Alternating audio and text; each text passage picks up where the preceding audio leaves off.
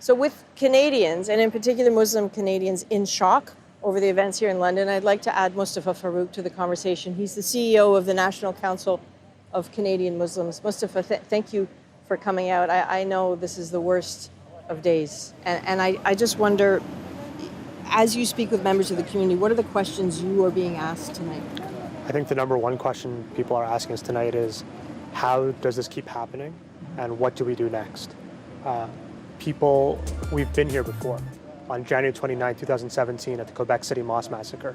We've been here before at September 12, 2020, when a man walked onto the IMO Mosque in Toronto, took out a knife and slit the throat of the caretaker who was there, connected to a white supremacist group.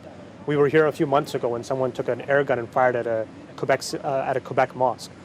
This keeps happening, and we don't do anything to make it stop happening, and we need to do that.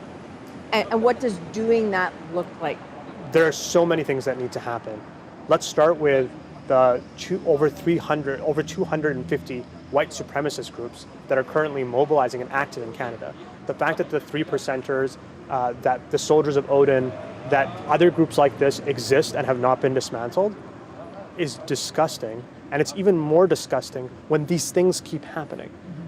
We need to see groups that are actively mobilizing as Islamophobic there. We need to see accountability from groups, from politicians, from media outlets who continue to spew nonsense and xenophobic diatribes that try to divide Canadians apart.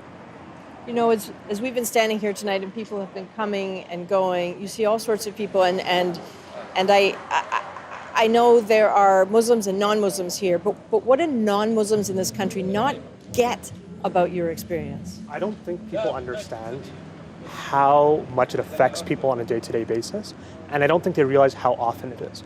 Oftentimes, issues that affect the Canadian Muslim community are just not as covered. So when the IMO incident happened, when somebody walked on to the IMO mosque and killed someone, people just didn't pay attention to it in the same way. But these things have a huge detrimental effect on our community.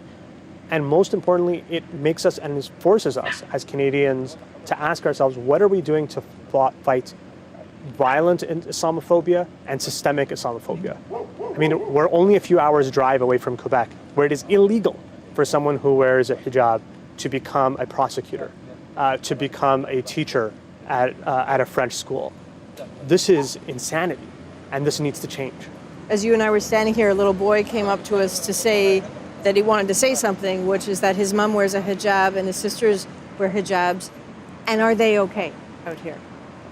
How can anyone be okay? My mom was weeping today because this stuff keeps happening and it needs to stop. Mustafa Farooq, thank you very much. We appreciate you joining us. Thank you.